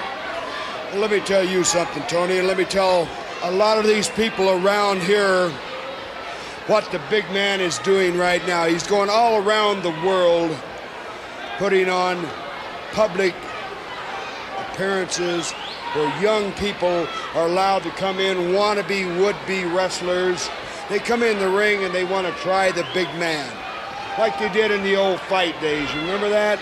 You're talking about workouts, but I mean, the big guy against five guys, five young guys. Aren't you trying to embarrass these guys? This is not a workout for this big guy. Well, let me tell you something. When they get in the ring with him, it's going to be a workout. He's going to take it to task just like he did the Joe Thurmans. What are you doing out here, punk? The Ron Simmonses, the Stings, and the last one, Cactus Jack, right here in this building. And next week will be the last one. The 22nd of May will be the last public workout right here. The last public workout will be right here, one day before Slamboree on WCW. Let me tell you something, Mr. Race. You don't count chickens before they're hatched. And you don't add my name on any lists before it happens. Because come May 22nd, Big Van Vader is going around the world doing public workouts. He wants to do one here on May 22nd. It's not going to happen, Mr. Race, because I'm going to be here to make sure it doesn't happen, because I'm sick and tired of you. I'm sick and tired of Van Vader hurting people. Just jack yourself? Is that what you're telling me? You want to be another Cactus Jack? No, Mr. Race, I'm not going to be another Cactus Jack, because it isn't going to happen to this British Bulldog. I go in the ring, I don't make mistakes. You better tell the big boy, don't make mistakes on May 23rd, because I'm going to be the next WCW heavyweight champion. Because I fear no man, and I fear no pain.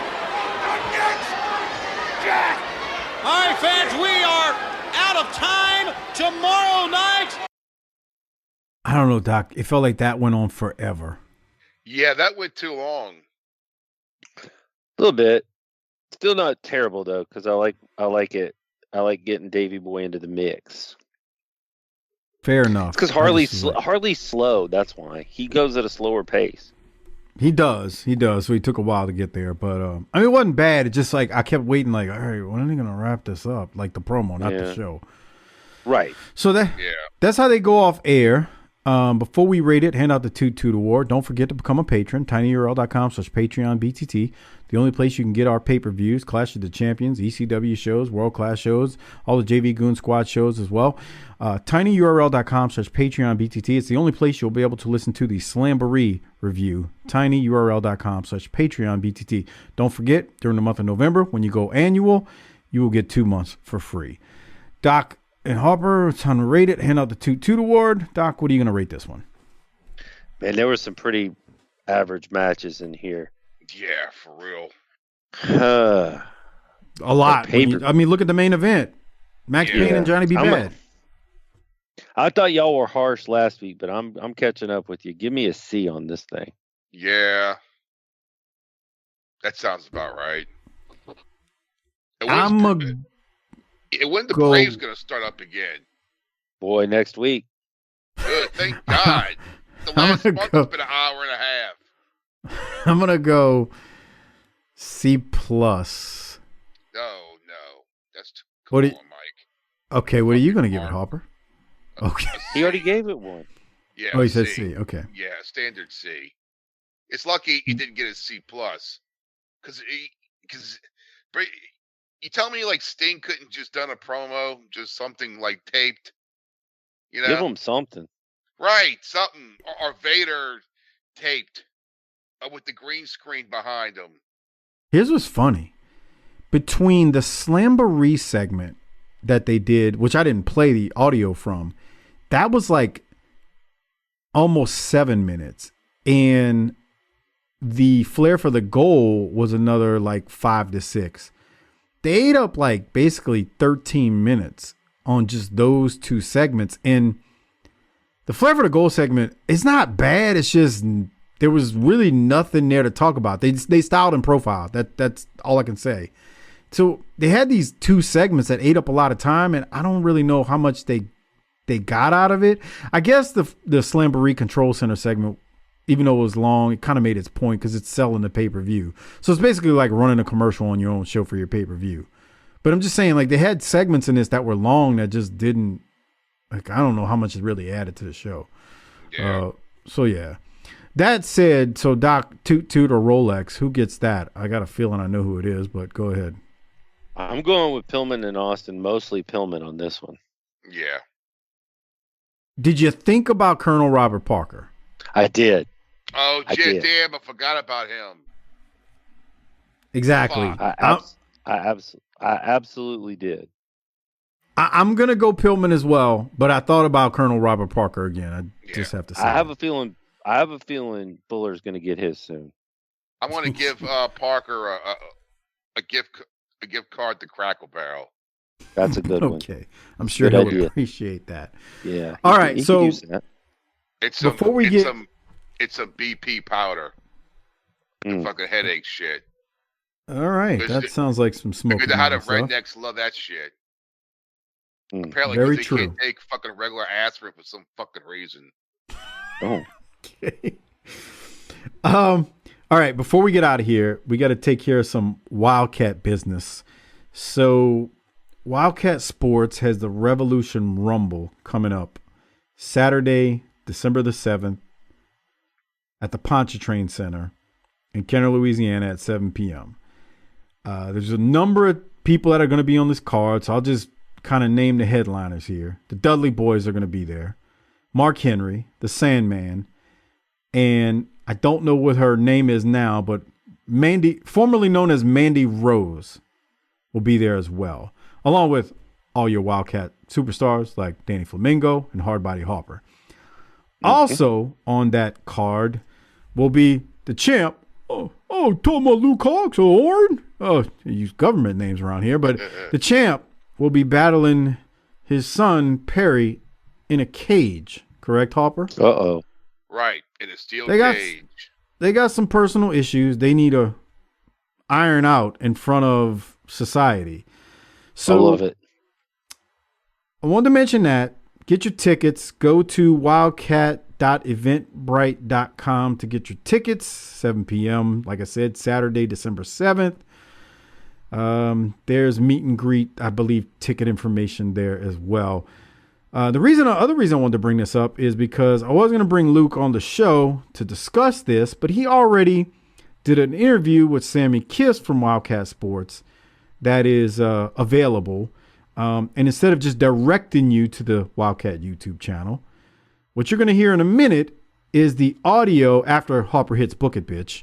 You're going to hear the audio from that at the end of this, or almost at the end of this show. You'll hear the interview with Luke and Sammy Kiss talking about the match that they're going to have and what's led to it and all that good stuff. And then after you hear that, it's time for the blessing of the Thanksgiving meal, BTT style. We've done it now for like 8 years in a row where we play this audio. It never gets old. Everybody who hears it says, oh my God, I love it every year it airs. So that will air for the 8th year in a row. And it'll give you directions on how to dealing with your family on Thanksgiving Day. That said, Harper, did I miss anything about the Wildkat notice? No, that's it. December 7th. Oh, now it's called the Pontchartrain Civic Center. Well, I'm just looking at the Convention Center. Yes, I was about to say I'm just looking at the poster and it says Pontchartrain Convention Center and not Pontchartrain Center. Yeah, it got fancy. And just know, everybody, if you're out there watching that Cowboy game on Thanksgiving, that no matter what happens, you're having a better Thanksgiving than I am. That's right. Season's over before Thanksgiving, right, Doc? Jesus Christ. Season was over before fucking Halloween. How long ago does that Cleveland Browns win feel? Decades. Dude, it probably feels like it was like 3 seasons ago. That's who the Saints play Sunday, Mike. Yeah, as we record this now. That'll be interesting. Jameis revenge game, I guess, is what we'll call it. Yeah. But anyway. All right, did I miss anything Wildkat-wise, Harper? Did I miss somebody that I was supposed to say? I think I got all the headliners. Yes, there's more people on the card. Dudley's going to be there, the Sandman, Mark Henry. Mandy Rose. Who else? Danny Flamingo. Danny Flamingo. Let's see. Brady they got Pierce. some other names, huh? No, I mean, this is what I'm looking at on the card right now. I'm looking at the actual poster, so that's why I said the Ed main Stone's going to be there. Brian Kendrick. That's right, Brian Kendrick. That's who I was missing. From like former WWE talent. And I'm a little mad because I'm seeing all these people that are in the Rumble, and boy, Champ couldn't give me a call. Really pisses me off, man. Yeah, Mandy Rose is now named Mandy Sachs, S-A-C-S. I guess that's how you pronounce it. Oh, she related to Johnny Sachs? Come on. I mean, come on, Harper. That's nice. Are we working the room here or what, bro? Are you a worker? A worker. All right. Anyway. So, December 7th, Saturday. Go to Wildkat Sports. Just go to Wildkat Sports Facebook page. I already gave it out. Wildkat. It's not that hard. Wildkat with a K, .eventbrite.com. Harper, what you don't realize is people are lazy nowadays. You got to tell it to them to get your tickets there. All right, on that note, Harper, why don't you hit the tagline and send us over to Luke's interview with Sammy Kiss. And don't forget, everybody, after that, don't delete the show because the blessing of the Thanksgiving meal, BTT style, is at the end of the show this week. Harper, hit the tagline. Book it, biatch.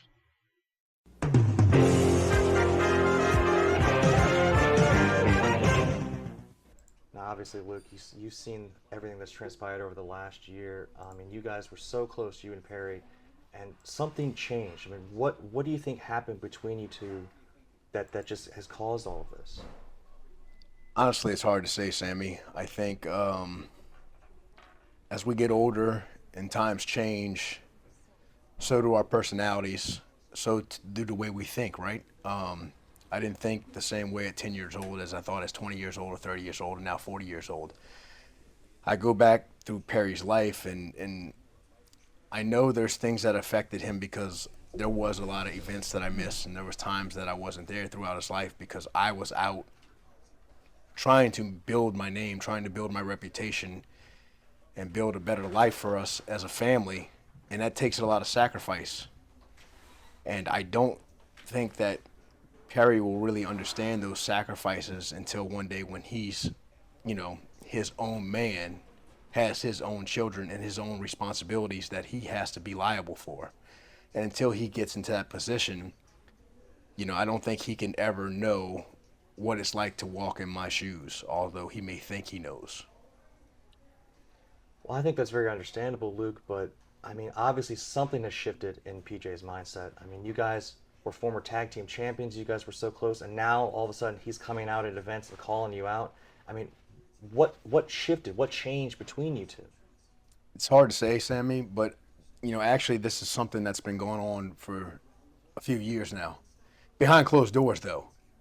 But the problem with that happening behind closed doors is he and I are both professional wrestlers, both in the film and television industry. We're public figures, and people are used to seeing us together throughout all the years, seeing us do all these different projects together, seeing us travel together, seeing us as tag team champions, right?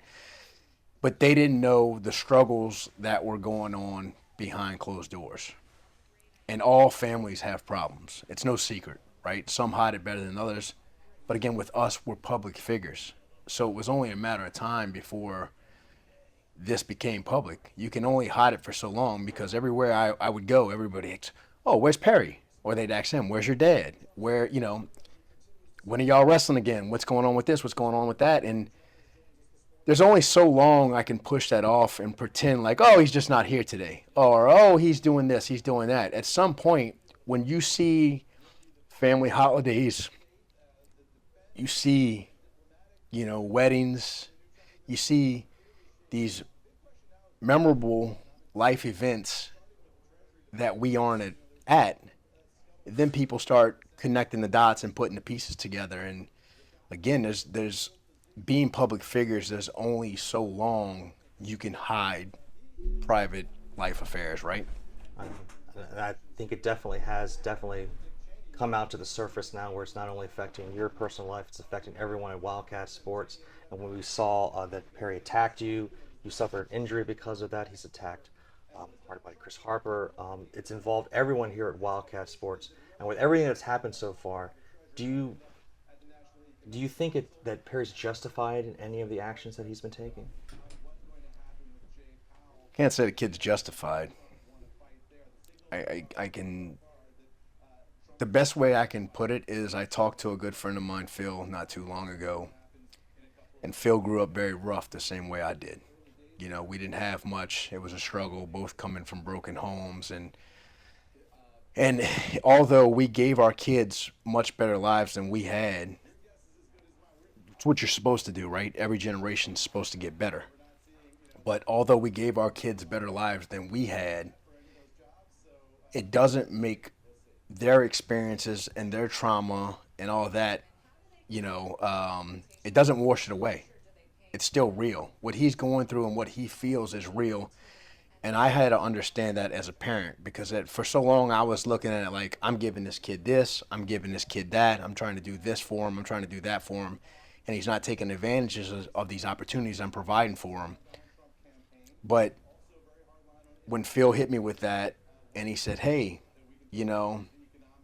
that's cool that we provide all these things for our kids, but it's still, in his mind, it's never going to justify that you missed this event or that you missed this wrestling tournament or you weren't there for this and his mom was or his aunt was and his friends' parents were.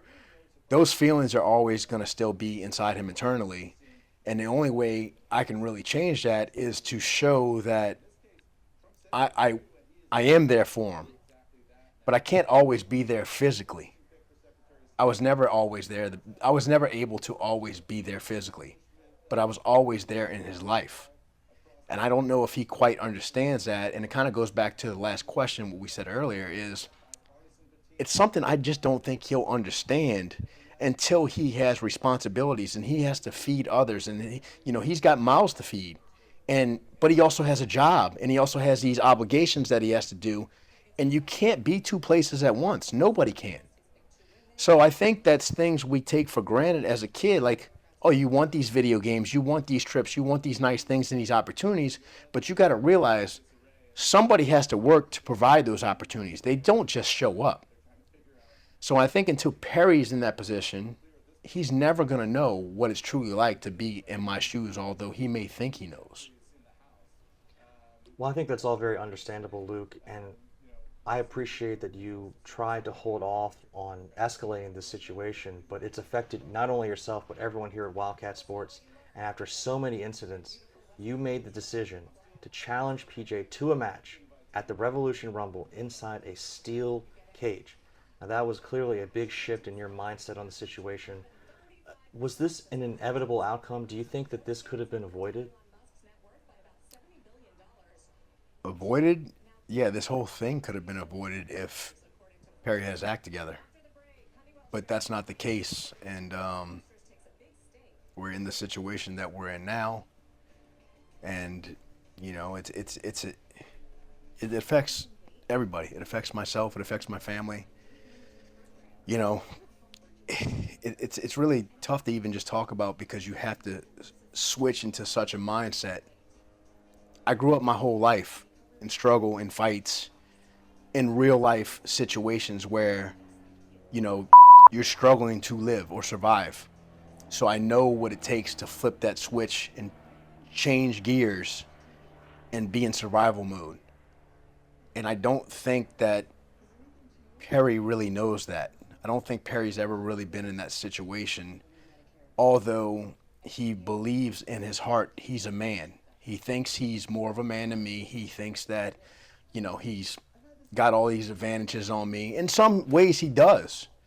But those ways are because how his mother and I and his grandmother and his aunt and others have all contributed to his life to help him live a better life and give him the opportunities that I didn't have or we didn't have, right? Again, going back to where every generation is supposed to get better. So families fight. Most families don't do it publicly. And the thing is, again, we're public figures, we're professional wrestlers, and this is where we have these opportunities over other families. We have an issue. We've had many issues. We have many issues. And I'm not saying this is going to solve it.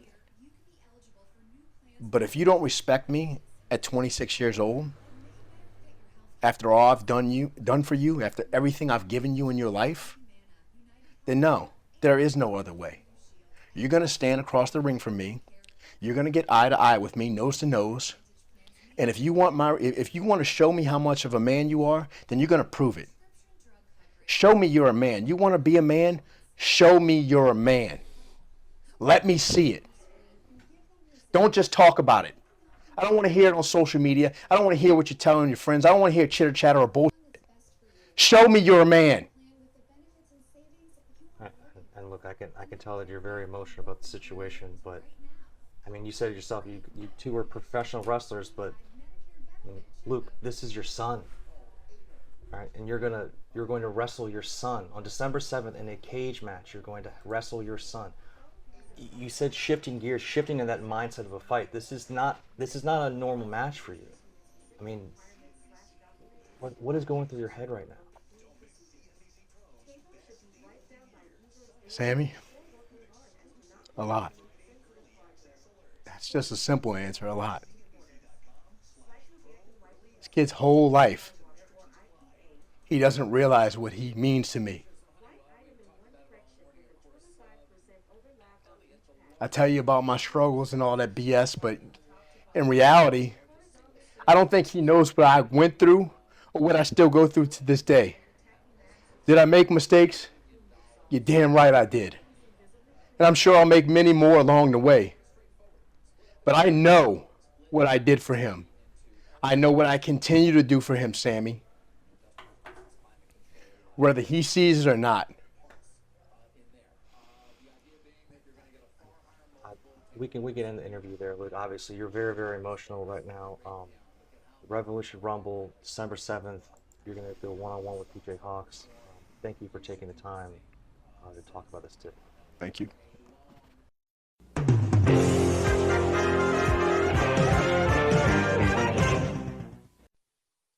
The other thing here is this. You ever heard, I mean, not you, you're going to be eating SpaghettiOs, but you ever heard those families that have those traditions where they'll like sit at the table and go around and everybody's got to say what they're thankful for?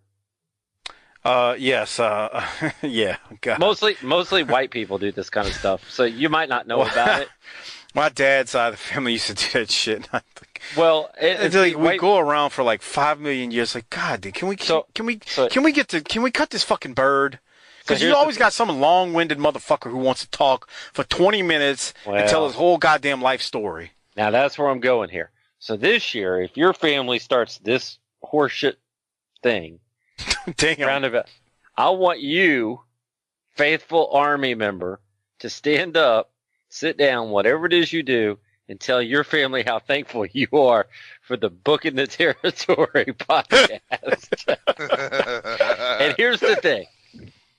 I can't promise you a shirt because I don't have access to them, but if you have some sort of video evidence of you doing this and shocked and disappointed faces on your family members so this isn't a work, and you send it to Mike, he's going to do something for you. I don't know. We'll shout it out on the air. We'll put it up on the YouTube page. I don't know. But I want video evidence of you just ruining your family's Thanksgiving by getting us over. That's what I want. And here's the thing. It's easy. I'm gonna tell you how to do it. It's a filibuster. Basically, you're hijacking this bullshit activity. So somebody's going to walk around and think that they got sober this year, or that they found the Lord this year, or that New Year, New Me worked and they lost 3.3 pounds this year. You stand up and you say, man, I'm thankful that every Sunday night and every Thursday night, Booking the Territory comes out. Man, those guys are awesome. There's this ex-professional wrestler, Mike, and this guy named Harper, and the real star of the show is Doc, and he does all this, and you just keep going on and on about the show and see how long you can go before you get kicked off the stage. That's what you need to do. And see, you get us over, you videotape it, you get, internet famous, and you teach those sorry-ass family members of yours never to do this stupid shit again. Where did you just come up with this on the fly, or did you have this as a note written down? It just popped into my head. I always have random thoughts. Like I'll send you a text or an instant message, and you're like, "What the hell are you thinking?" These things just pop up in my head, and I was disappointed this week because I didn't have any Docaholic spotlights. I need something from the Docaholics out there to make me giggle, and this would do it. Bro, do you know what's funny is, and we're getting ready to get out of here, and who knows, there may be a World-Class Championship Wrestling Patron preview at the end of this if we can get to it tonight, but the funny part about that would be so awesome is that if at the end of the person giving the speech about how great Booking the Territory is, they said two things, and I hate to do this again, but they said, I'm just here to be blessed and be a blessing. And then they said, book it, bitch. And just sit down like you didn't do anything out of the ordinary. Fold your hands together and just look at the next person around the table. Look like there's nothing out of the ordinary. It just was like a normal day, normal Thanksgiving, nothing else happened. Just kind of do that kind of like self-assured, knowing nod to the Aunt Janet who's next, and like, it's your turn. Right, and then just keep it moving, and then maybe hit them with, yeah, I say, baby's got a pot roast on. Like, time to eat, motherfuckers. But thank you, because I was blessed in being a blessing. Well, I was just thinking, if you're like your little Uncle Jimmy is next, you could be like, all right, little feller, it's your turn. And slap him on the back. All right. What you ought to do if you want to like really spice, this is another alternative idea, is just speak in kind of the wrestling things that we talk about. Talk it drops to all your family members. Call everybody a little feller. And, just every time anybody says it, that's real classy, Aunt Janet. just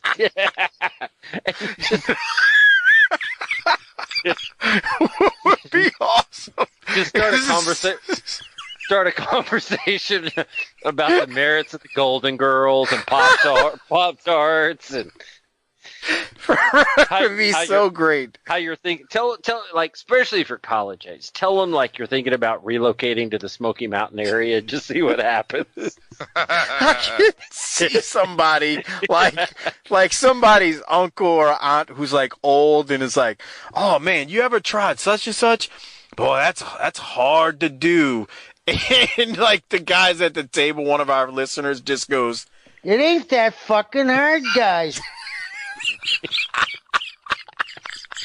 And here's the thing: these holidays are painful, man. You got to get through them however you can. So, I'm going to be watching the Cowboy game, which might end up making it more painful. I'm probably going to be drinking as much as I possibly can. You got to combine some shit. So drink a lot. If you got somewhat long hair, you could fluff it a lot, like Dr. Tom all day. Just got to try to pop yourself and get through this day.